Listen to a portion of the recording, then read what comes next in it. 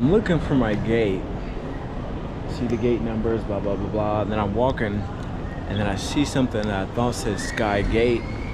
As I got closer, it actually said Sky Garden. No baggage trolleys or baby strollers. So they got a garden outside. That's pretty cool. Oh, it's small though. I guess that's all. But still, the concept is pretty cool. What's up, family? I was out, but now I'm back in, right? Had a few things going on in my personal life, and at the same time, some of you may know that I have been working like crazy. 2, 3 jobs, going to the gym 6 days a week, studying every day, doing this, doing that. So I have not had quite the time to focus on YouTube as much as I'd like to, but I am glad to be here, and I am here for y'all. I appreciate all the support I've been getting. Shout out to Storm Raven. I've seen your messages, and I just replied back to you. I appreciate everything you've been doing. But in today's video, we're going to be discussing solo travel. That's right, solo travel. Now, I'm here to start off by saying this is some footage of me in Hong Kong that I had stored up. I got a few videos I never uploaded of a few travel places. I'm like, oh, maybe I'll upload it, maybe I'll not, right? But I was like, let me go ahead and upload this.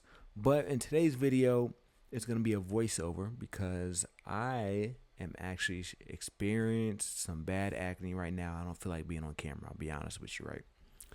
But every time I travel, I get scared. That's me being vulnerable with y'all. That's me being honest, etc. It doesn't matter if I'm with a group of people, 1 or 2 people, or by myself. But when I am by myself, if I'm being honest with you, I do feel a little more scared. Every time before I get on the plane, every time before I set foot in a new country, every time when I'm doing research, every time when I'm walking around, every time I'm walking around at nighttime especially, right? But I will say once you land in the country, it does feel a lot more easier. So at this point, I've been to like 16 countries and counting. I plan on going to a lot more, especially in 2026. We got big plans. Make sure you like, comment, subscribe, and share. I appreciate everybody's support. But when I travel, I do feel a sense of like unknowingness, uneasy, out of my comfort zone, scared, etc., which is crazy because when you think about it, America is kind of like one of the more dangerous countries when you compare it to certain countries like Singapore, Japan, Vietnam, Canada, etc., right? But we've been kind of programmed. So I take precautious steps to try to ensure my safety. There's a series of things I do. First, I think about the cybercrime. I make sure I buy a VPN. This is not no sponsorship. That's why I'm not saying no names. But I buy a VPN to protect my information, right? When you log onto a public Wi-Fi, whether you're at an Airbnb, hotel, airport, you don't know who has access to that, what's going on, etc. So I use a VPN everywhere I go. Another thing I do is I have multiple phones. So just in case one gets stolen, one gets lost, etc., I got a few backup phones. Another thing I do to ease my mind is I share my address. So no matter where I'm staying, I tell a few family members, and depending on who I'm talking to at that time, I may tell a few people that I'm either networking with there or some friends that are maybe in the area or know what's going on, etc. But speaking of friends, I want to let y'all know that when you're traveling, you're actually going to meet some of your closer friends if you enjoy traveling. Let me explain what I mean by this. I've had friends 5, 10, 15 years, etc., right?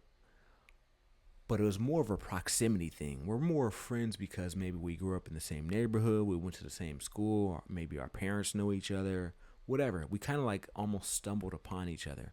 Where my friends who travel, I feel like we got a closer bond because we both have the love of traveling. Like some of them I still talk to on a regular basis. We talk about Japan, we talk about Korea. It's like you got more in common with than like somebody you grew up with, because you're more so like, okay, we grew up in the same neighborhood, whatever, but we don't have the same interests. Where when you travel, you can meet like-minded people, which is why I want to tell y'all not to be scared, right? To get over that fear, get over that assumption. It doesn't matter if you're from the UK, Canada, etc., USA, Australia.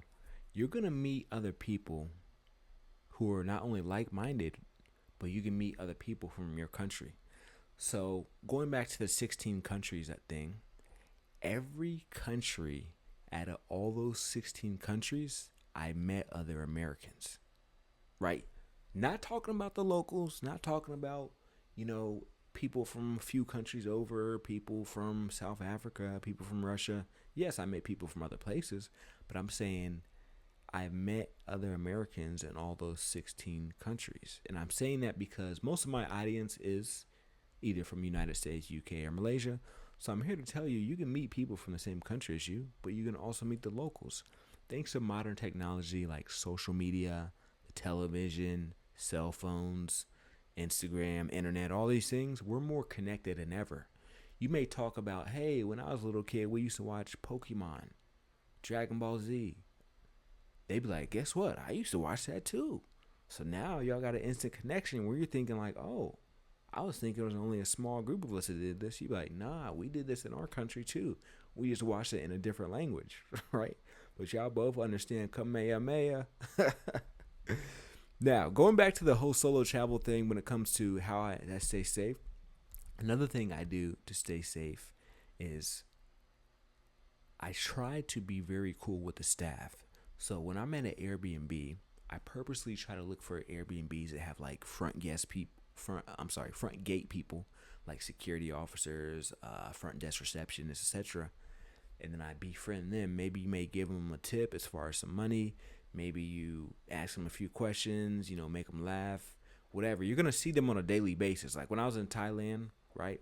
Or when I was in Brazil, I saw the same gate person every day. So I'm building rapport with them. They can also teach you about the locals, which is another thing when it comes to the locals. Be cool with the taxi drivers. Now, in some countries, yes, they may try to scam you. You got to be wary of that. However, they're going to be a great local source because they're from there. They know the neighborhoods. They got a wide network of people. They drive up and down the city all day.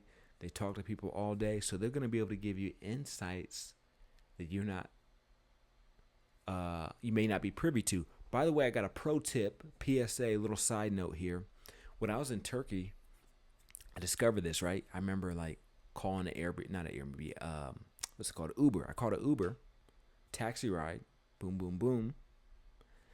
The taxi was like, because it was a 30-minute ride, so we became cool. So he's like, hey, man, if you ever need a ride, just, you don't have to go through the Uber app. You can just let me know. Now, I will say this is an advanced tip, and you should only do this if you feel comfortable and confident with the driver.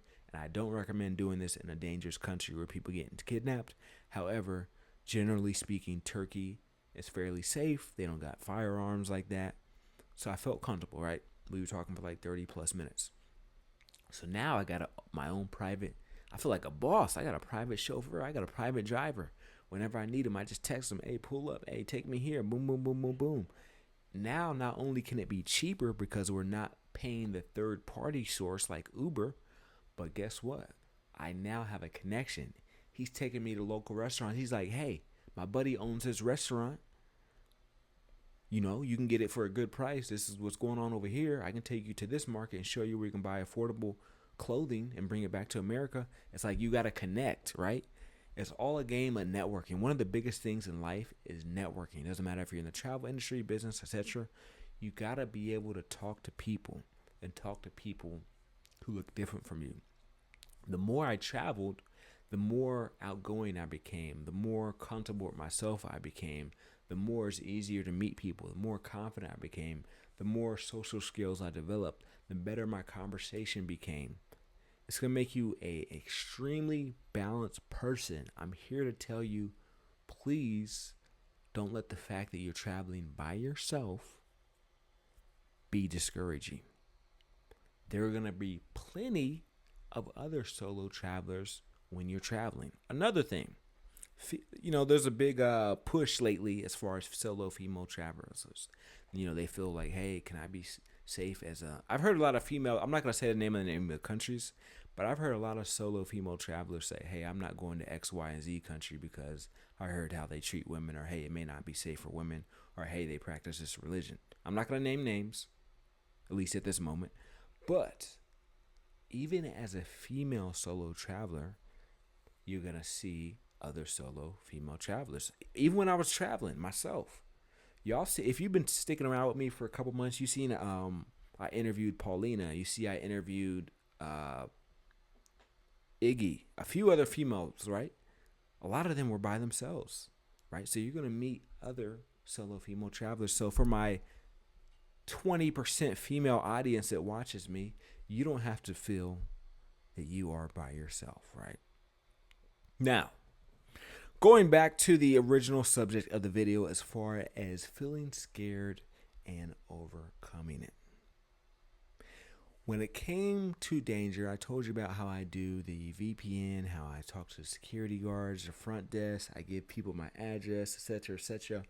Another thing I do is, generally speaking, I don't walk around at nighttime like that. So even when I was in Singapore, which is, I believe, the fourth safest country in the world, they said. It's in the top 10. Last time I checked, I think it was number 4. But even there, I had a buddy there, and I was walking around at nighttime. I remember it was like 10 p.m. I separated ways from my buddy. My hotel was like a 15, 20-minute walk.